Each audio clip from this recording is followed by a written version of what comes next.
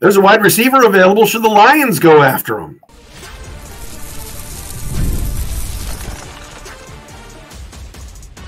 You are Locked On Lions, your daily Detroit Lions podcast. Part of the Locked On Podcast Network, your team every day. What's good, everybody? Matt Derry with you. It is another installment of Locked On Lions right here on the Locked On Podcast Network, your team every day. Today is Tuesday, July 16th and Wednesday, July 17th. Thanks for making us your first listen. Checking us out wherever you get your podcast. Shout out to our everydayers who are out there who watch on the Locked On Lions YouTube channel. Of course, listen, whether it's Apple, Google, Spotify, wherever you get your pods. Thank you very much for being with us. Locked On Lions today, brought to you by the Gametime app. If you're looking for tickets, download Gametime, create an account, use the code LOCKEDONNFL for $20 off your first purchase. Terms apply. Some big news around the NFL today is that Brandon Aiyuk of the Niners has reportedly told the team to trade him, and he's seeking that trade. Joining us today to talk about that and much, much more. A new face to the pod. Well, you know we love Pro Football Focus. Our boy Dave Salfaro, always setting us up with the best and the brightest of PFF. Dalton Wasserman is with us. Analyst from PFF, also host of the College Football Show on PFF with Max Chadwick. Dalton joins us today. Sir, good to see you. Appreciate it. Appreciate you big time, man. And Dave always gets us in the best spots and everything. So it's just any day you get to talk ball is a good day, whether it's NFL or college or anything football, especially at this time of year when it's kind of a dry spell. It's going to be a good conversation. No, Dalton, we appreciate you being here. Your reaction, first, let's start with this news of the day. Brandon Aiyuk, look, the Lions, I highly doubt, are going to pay two receivers $30 million a year. Amon-Ra St. Brown is one, but the team could probably use another wide receiver. Should Detroit take a flyer on Aiyuk, and what do you think of this news today? I think it's at least worth taking a look at if you're the Lions, because I think as currently constructed, the biggest X factor for them in a potential Super Bowl run is probably the development of Jameson Williams, right? Where you go, he's only caught 31 balls in the first 2 years of his career. He was coming off the injury after tearing his ACL at Alabama last year with the suspension. He's just never got on track, right, in 2 years. Now, maybe a full season will do it for him, but I'm kind of with you. I think the big thing the Lions are missing are just one more outside threat, right? You've got a great pair of backs, the best O-line in football, probably a top 3 tight end, if not better than that. St. Brown's a monster, but it feels like it either has to be Jameson Williams developing into that guy, or maybe they do need to look into those options. The problem with Aiyuk is he wants a boatload of money, right? So it is going to be tough to squeeze him with St. Brown and then Jared Goff making all the money he's making. It's tough, but it's at least something to maybe make one phone call and go, is this possible? Because that, to me, is probably their wide receiver spot outside of St. Brown is probably the biggest X factor in their long-term success this year. When you look at Aiyuk, there are some that say he's better than St. Brown, some that have him as a top 5 receiver, top 10. Where do you kind of rank him in terms of some of the best receivers in the game, not named, of course, Justin Jefferson? He's not the flashiest guy, but he does belong in that at least top 15, if not top 10 conversation. Now, he's different than St. Brown, right? Aiyuk is really the 49ers answer on the outside, whereas Debo and even McCaffrey and George Kittle do a lot of things inside. He's a spectacular route runner. He's got great hands. He's got every bit of savvy you would want. Doesn't quite get the target share in San Francisco because they have so many weapons, but I think when you look at how efficient he is, he absolutely deserves to be probably in that top 10 to 12 conversation. And this right now is going to be, I know a lot of talk has been around Devontae Adams lately, but Aiyuk, especially at his age, is darn near just as valuable, if not more, as a trade asset right now. Dalton Wasserman with us from Pro Football Focus. Follow him on Twitter or X, whatever you're calling it these days, at PFF_Dalton. I want to get to the college stuff because I know that's where you and Max like to really butter your bread. But as far as the Lions in terms of heading into training camp now, what are your expectations? How do you feel about this football team? And do you see them taking that next step and getting to the Super Bowl this year?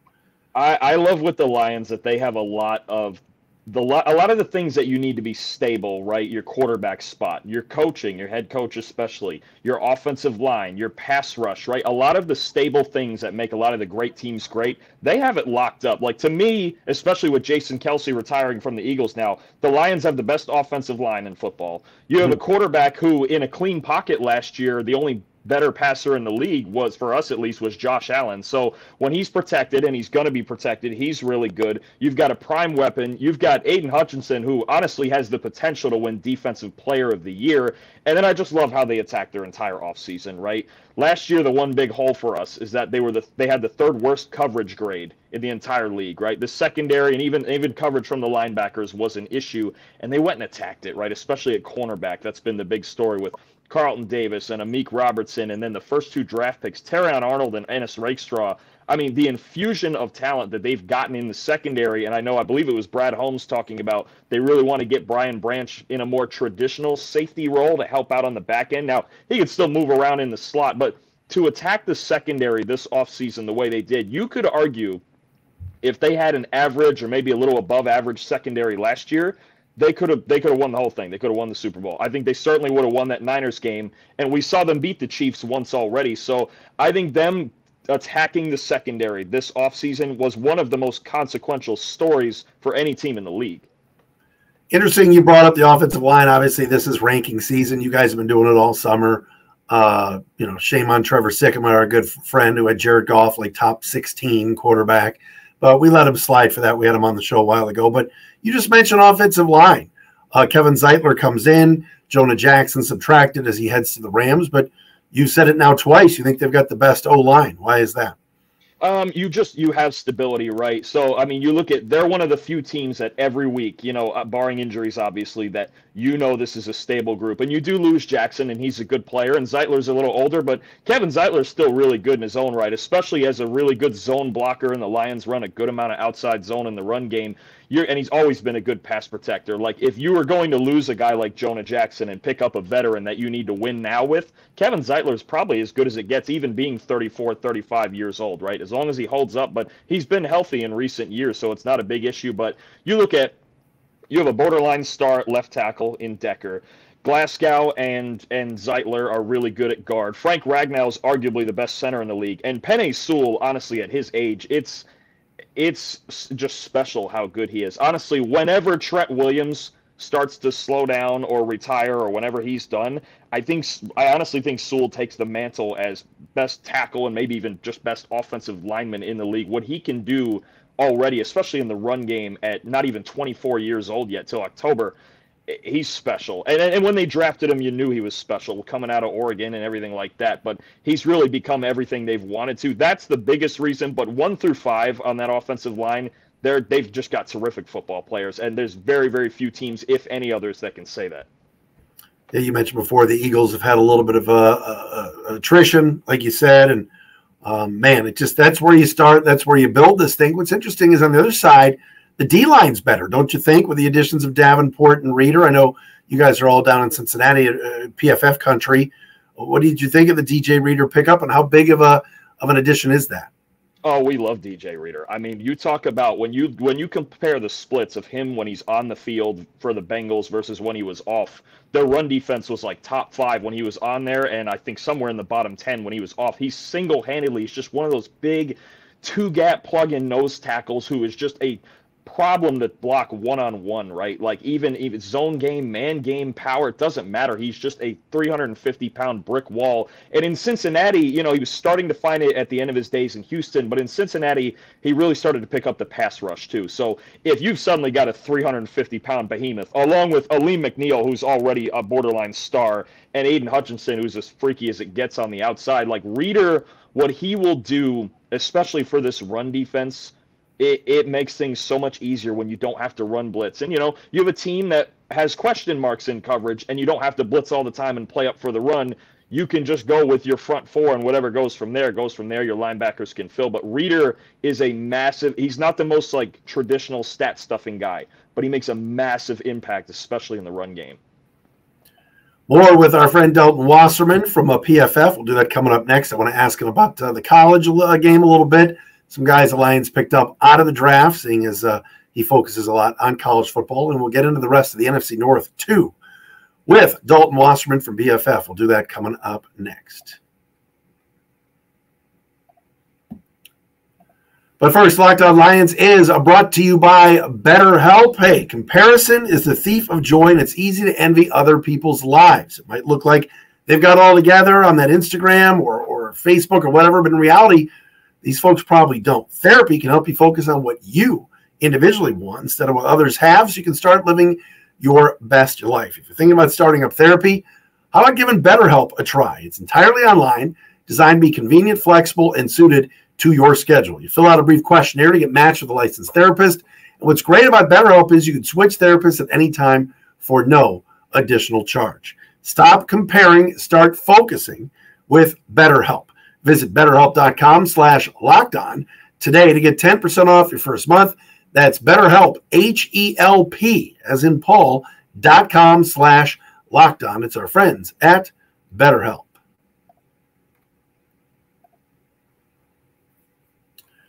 PFF Dalton Wasserman with us here on Locked On Lions, a Tuesday edition of 5 shows this week as we are back. And the Lions rookie is going to be in camp and starting up later on this week. A bunch of other teams, Dalton, I believe, too, had rookies showing up today. Can you believe camps are getting underway? This is crazy. I know, it's like you're working your way to the top of the roller coaster, right? And you're just trying to creeping up the hill and waiting for preseason and camp and everything to go by and just getting to opening day. It feels like this is that time where it almost feels like the days start going slower. You're just anticipating. So you and Max Chadwick host the PFF College Football Show. I know you guys look at a lot of college stuff. You do some of the numbers and that. What did you think of the Lions draft? You mentioned Arnold and Rakestraw before. There were some other guys that many felt were kind of reaches. Manu and Vaki. What did you think overall of what Detroit did back in April? There's certainly some interesting players, right? I think obviously the first 2 picks, it was very targeted, like we're going after our biggest weakness, and they got 2 really, really talented players in Arnold and Rakestraw, right? Like that's at the biggest area of need in the secondary. Really, those 2 guys immediately could be the difference between going on a Super Bowl run and not, right? The rest of the group is interesting. Manu, I mean, we didn't watch him a whole lot coming from Canadian football, or not even the CFL, a different league, so, but he's got the body of an NFL lineman for sure. I believe 6'6" or 6'7" and 350. Vaki's an interesting one because that feels like a Dan Campbell pick, right? Interesting player who kind of a strong safety type at Utah, but last year also played running back and for a couple of games was actually the best running back on their team. He's got this weird like two-way thing where he actually made a big impact and his instincts looked pretty good at running back. So I have to wonder if there's a special teams role, if it's a two-way role, if Dan Campbell gets creative, if it's, if he's your kick returner, he can do a lot of different things for you. And a guy I'm really interested in, you mentioned before about, Kevin Zeitler being a veteran, his age on a 1-year deal. Christian Mahogany, the 6th-round pick from Boston College, is really, really interesting because we had somewhere around a top 100, maybe even a 3rd-round grade on him. And he's just this big mauling guard that just wants to hit people, man. Like another like Dan Campbell type of player. That's a guy I'd be looking at. Maybe not this year unless somebody gets hurt. But down the line, he's got starting potential. I really don't know why he fell to the 6th round because we had somewhere around a 3rd-round grade on him. And he's just a big, powerful player who's a good enough pass protector inside. He should have gone a lot higher. And I think that's a great depth pick for the Lions offensive line. Interesting. The one guy you didn't mention was my favorite pick, Mekhi Wingo, who without injuries probably would have gone a lot earlier, don't you think? Oh, yeah, true. He's another one, too. I actually thought of the 3 LSU defensive tackles that got taken, I thought he was the best one, or at least the most athletic one, right? Like he made the most plays of any of that LSU crew that they had. They had Jordan Jefferson and I'm drawing a blank on the other one, the Jaguars drafted also. But you had 3 of them that all got drafted, and I was surprised that Wingo went last of the 3 of them because he really made the most plays down in Baton Rouge. But again, a good fit. I think this Lions defensive line too, not only did it get better at the top end, right, with a DJ Reader, but they have a lot of depth, man. I mean, a kid like Wingo to go in there and maybe play 15, 20 snaps a game, or not a rookie, but a guy I absolutely love watching when he's in there. James Houston being healthy. Like, I think it's a deeper defensive line than people are giving it credit for. Your thoughts on something you see what Brad Holmes has done. Brian Branch comes from the SEC and Bama. Jahmyr Gibbs. You mentioned Terrion Arnold, Ennis Rakestraw, Wingo. As you're looking at stuff for next year's draft already, how big of a safe bet is it for these GMs when they go down south and pluck players from the SEC? Yeah, I mean, they talk about the SEC is the top level, right? When you get to college football, that these are NFL caliber athletes. And I think that's the first thing that a lot of GMs, that's their philosophy, is like, we're going to find, first of all, obviously good football players, right? But also the best athletes in the country, right? Like Terrion Arnold, just an amazing athlete and a really aggressive player. You know, just the SEC just has a different level, right? You're even talking about like Rakestraw or Arnold having to cover guys like Malik Neighbors, right? And Brian Thomas from LSU, guys like Luther Burden from Missouri, just, Xavier Legette, even from a school like South Carolina, is a primetime athlete who ended up a first-round pick, and South Carolina wasn't very good. So even the mid to lower tier of SEC teams have NFL caliber athletes, right? And sometimes their whole team isn't put together all that well, and just, sometimes they just don't execute, or it comes down to little things. But look, the Florida Gators, they went 5-7. They had a first-round pick receiver in Ricky Pearsall. So you've just got a challenge in the SEC. I love on the show, I love to just call it the gauntlet, right? Where it's like every single week you think, even if it's not a national title contender, somebody in the SEC can beat you. Every single week. They all have NFL caliber athletes, and I think GMs draft with that in mind, with the level of competition in mind. You mentioned Brian Branch before. You anticipate a move to safety. Unfortunately, a guy like Melifonwu, who's played well, might just be the odd man out, and they've got Branch out there with Joseph, and then you're looking at Robertson, Arnold, and Davis on the field. I mean, you can't play – unless the other team's putting four wides out there, you can't play everybody. And certainly Emmanuel Mosley is also going to be in the mix. But do you kind of see that playing out that way with the Lions come August? I'm very interested to see where the competition goes, especially in the slot, because Rakestraw is very clearly an outside corner. He's got good size. He's really physical, but that's the type of guy he is, right? I think it's going to come down to positional versatility for certain guys. And then the scheme, right? Like Carlton Davis is a lot more of a man-to-man corner, like when he was in Tampa. Ennis Rakestraw is a little more of a zone corner. Like I personally, like if you're moving Branch back to safety, I think it's possible that you could see Terrion Arnold play in the slot. Like he's aggressive enough. His run defense grade, I think, was the best of any SEC corner last year, if not top 3. You've got some elements here where, like, Amik Robertson was originally drafted as a slot corner. Brian Branch could play in the slot. Melifonwu can play in the slot a little bit or come off on a blitz. Like, I think one of the big advantages, even if they don't have, like, a Sauce Gardner type of guy in one of them, they have a lot of depth. And all these acquisitions they've made, they have a lot of options, and they have a lot of guys who are really versatile, right? Like, for as much as you would love to tell Brian Branch, hey, we're good at corner, we're good in the slot, go play safety, deep half, whatever, you've got guys you can move around. And the more chess pieces that Aaron Glenn has, I think the better for him, right? Like, there's so few guys who are like Sauce Gardner or Patrick Surtain. And again, the Lions, maybe Terrion Arnold turns into that first-round pick. He's got pedigree. It's Alabama. But I think having options and having depth is about as good as they could have done this offseason with all of it. They won 12 games last year, and, of course, 2 playoff games. I look at the schedule, and it's tough. I mean, you go game by game. I kind of had them at 10-7. I hope I'm wrong, but could this team win less games but be a better football team at the end of the year? I think it's possible. I mean, schedule variance is always weird to predict, right? Especially when you're coming off of a longer season than they're used to, right? Coming off an NFC title game, and now everyone's gunning for you, and the Lions are like the big hot thing now, right? You're not like the underdog like last year. No. Most people are going to pick the Lions to win this division. I probably will as well, right? But it's an even more competitive division. The Packers now are more established than they were at the beginning of last year, certainly. The Bears are trying to find their way forward. The hype in Chicago is off the absolute rails with Caleb Williams in there. and Minnesota, for as much as people might be down on them, they're probably better than people think. I don't know if they're a playoff team, but they're really competitive. They're not going to be in the dumpster. So it's a competitive division. It's a competitive NFC that I think is getting better all the way around when you've got teams like the Rams coming back up. I think the Cardinals are going to be better. Those teams in the East are still pretty good. It's going to be tough. I think they still could win 11, 12, 13 games because their offense is so stable with this line and with Jared Goff and everything they can do. They have so much. The Lions are one of the few teams with this much balance, right? And I think that's what gives you hope. If this defense does improve a little bit, I would still expect them to win a division, but it could be a lot harder with this schedule. I want to ask you about Green Bay, Chicago, and Minnesota a little bit more in depth. We'll do that coming up next with Dalton Wasserman. Tuesday edition of Locked On Lions.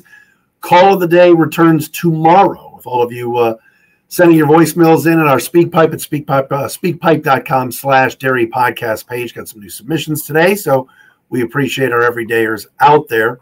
More with Dalton after this. Folks, you're looking for Tigers tickets out of the All-Star break. No better place to go than the Gametime app. Gametime is an authorized ticket marketplace of Major League Baseball, which makes getting tickets faster and easier. Prices on the Gametime app actually go down the closer it gets to first pitch. With killer last-minute deals, all-in prices, views from your seat, and their lowest price guarantee, Gametime takes the guesswork out of buying MLB tickets. Concert tickets, you want to look up the Lions schedule again? You want to go to the opener against the Rams on Sunday night? Get your tickets now at Gametime. Again, easy to find, and buying MLB tickets or even Lions tickets for every kind of event in our area, you got to do it at Gametime. I love it because it's just easy to use on the app and on your phone. You don't have to worry about anything else. Take the guesswork out of buying MLB tickets with Gametime. Download the Gametime app, create an account, use code LOCKEDONNFL for $20 off your first purchase. Terms apply. Again, create an account, redeem the code LOCKEDON NFL, and get $20 off. Download Gametime today. Last minute tickets, lowest price guaranteed.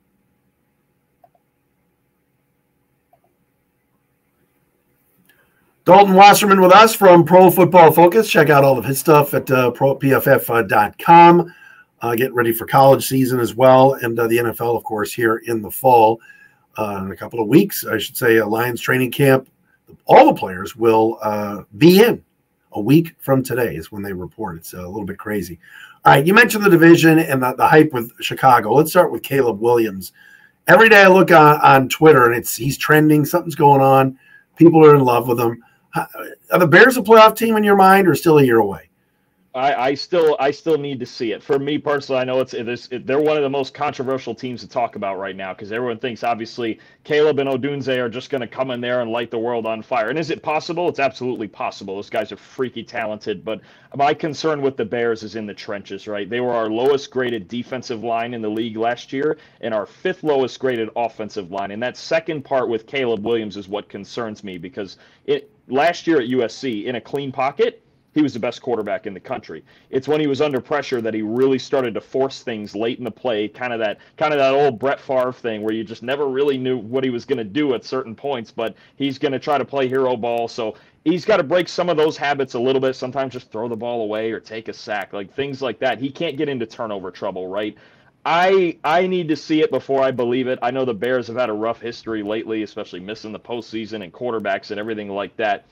There's a lot of expectations in that city. I can tell you that right now. It's off the rails. But I think some patience does need to be exhibited when you're talking about, I've seen, when I see some people say, oh, they're going to compete for an NFC title, that they just need to pump the brakes, like just a little. Like, don't put this much pressure in a city this big on him like that early. When the team, it's more complete than it was last year, but it's not totally complete yet where they're contending like that. As far as Green Bay is concerned, there are some that are picking them to overtake the Lions this year based off the end of last year. And, man, they were close to beating the Niners, something the Lions could not do either. What are your thoughts on Green Bay? Are they taking the next step, or are they still very, very young in your mind? It sure looks like Jordan Love, may have already taken that next step. I believe it was from week 9 to the end of the year last year. He was our highest graded quarterback in the NFL. I don't question their offense so much. The question is going to be, what can they do with a new defensive coordinator, Jeff Hafley, and the middle of their defense, right? And it should be better. It's more aggressive. He runs a lot of like man-to-man and single high and just more aggressive schemes than they got before. So I think the Xavier McKinney signing for them was massive. That was, I would argue, my favorite free agent signing out of any team in the league. And they drafted really well Edger and Cooper at linebacker, Javon Bullard on the back end at safety. It's about the middle of their defense and if they can cover the middle of the field. We know Jair Alexander is great, but if they can figure it out in their secondary, you're going to get a really tight race with the Packers, I think, because their offense, if this is actually where he is in his development, what we saw the last 10 games of last year, that's a top 10 quarterback, and that's a guy who can really contend with Detroit at the top. Talking to Dalton Wasserman from PFF, you mentioned before about the Vikings being better than people think. Obviously, they moved up to get J.J. McCarthy. That's the hot topic in Minnesota. Yet, he's third on the depth chart right now, behind Darnold and Nick Mullins. Does that surprise you? And what were your thoughts on J.J. coming out of Michigan? I think the part where he's third on the depth chart is just kind of a formality thing of that's how they're going to start him out. I would expect him to be at least second, and I would think first. I mean, I know Sam Darnold, he's gotten a good rep now as, he was backing up in San Francisco and they really like him and he might start early on as the veteran, but if you're really looking to compete for your, a playoff spot, it's going to be hard to imagine playing Sam Darnold for the full complement, certainly, and even for an extended stretch. But no, Minnesota, I like what because you look at the rest of their team. Justin Jefferson, maybe the best receiver in football, probably. They got Aaron Jones in there, who we know from Green Bay is really, really good. And I think for me, this defense, one of the quieter stories last year was Brian Flores taking a defense that was really, really bad the year before and making something out of not a whole lot, honestly. And I think they've had a really couple of good drafts. And just as big a story for me as them getting McCarthy is getting Dallas Turner with a second first-round pick, getting a guy like Jonathan Grenard to replace Danielle Hunter, getting Andrew Van Ginkel. I think this Vikings pass rush is really something to look at this year. The quarterback thing is obviously the big question, right? It's so clearly fourth of the four situations right now. And McCarthy, for me, at Michigan, you well know, he didn't necessarily carry them, right? He was very efficient. He didn't give games away. He made throws when he needed to. But is he that guy if you needed him to line up 40 times and drop back and throw the football? Can he do that yet? That's going to be the big question, right? We know he can run play action. We know he's got good feet. He's probably the best athlete of any of the quarterbacks on the team, and that works to his advantage. But can you really trust him to throw it more than the 25 times or so a game he did at Michigan, right? He's got tools for days, but he is going to need some time. Me personally, I would let him develop on the field. I don't have a whole lot of reason to sit him behind Sam Darnold, but whichever route they want to go with that, we'll just trust Kevin O'Connell with it. I just think McCarthy, it's not going to be as immediate an impact as say a Caleb Williams or maybe a Jaden Daniels. All right, last thing. We know last year the NFC came down to San Francisco and the Lions. Give me another team not named Detroit and San Francisco that could be a sleeper NFC Super Bowl pick. It's weird to say they're a sleeper because they were just in the one previous, but I think people are kind of slacking on Philadelphia a little bit, right? I think they still have a boatload of talent. The Jason Kelce loss hurts. It does. He's maybe the greatest center to ever play. But they're just like the Lions. They needed to go out and fix their secondary. It was the biggest problem. Everybody wanted to blame Jalen Hurts and whatever else was going on with the coaching, but getting Vic Fangio in there and drafting Quinyon Mitchell and Cooper DeJean, who were the two highest graded corners on our board, right? I think we had them both in the top 12 players overall, and they wound up getting them both. And DeJean especially, for me, I think if it was me, I would move him into the slot. And the Eagles were by far the worst team in football covering the slot the last 2 years. If those two guys, very much like Arnold and Rakestraw for the Lions, if those two guys show up early, I expect the Eagles to win that division, and they could get right back to where they were 2 years ago. Dalton, pleasure, man. Thanks for coming on. We'll have to do it again. You were great, and all the best. Absolutely. Appreciate you having me. Dalton Wasserman with us from Pro Football Focus here on a Tuesday, Locked On Lions.